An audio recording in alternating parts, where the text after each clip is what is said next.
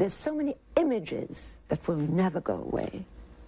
Such as we were on the radio, we were told to stay indoors, the country had been invaded, to not even appear at the windows, to close the curtains and so forth. Telling me that, of course, I was behind the curtains and I saw these German tanks come in for hours, marching, driving. And Holland fell after 5 days because it's a small country with a small army, and they fought very bravely, but there was no way of holding back the German army, and all of that is history now. Then followed 5 years, and of course you say, oh my God, isn't that terrible, 5 years of German occupation, which it was. But a child is a child is a child. You live by the day. Obviously it was much worse for my mother in a certain sense than for my family.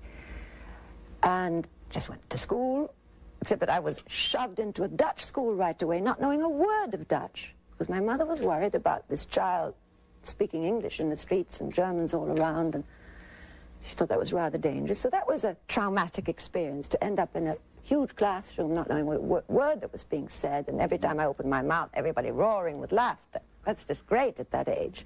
But it's a great way to learn a language, you know. I can speak Dutch.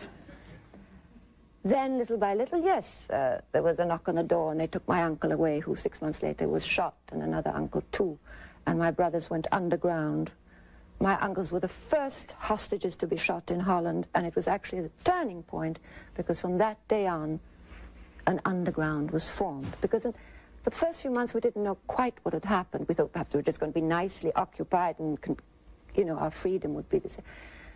And that's when really the hard times started, because that's when so many reprisals were made, and so many people were shot, and so many people were rounded up and imprisoned.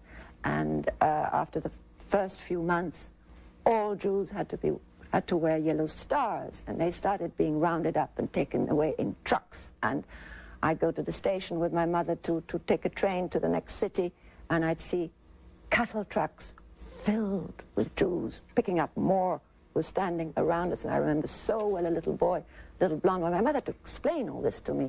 We did then not yet know that they were going to their death. We'd been told they were going to be taken to special camps. And why, it was very hard for me to understand, because I was 11 or something, you know. But those images have never left me.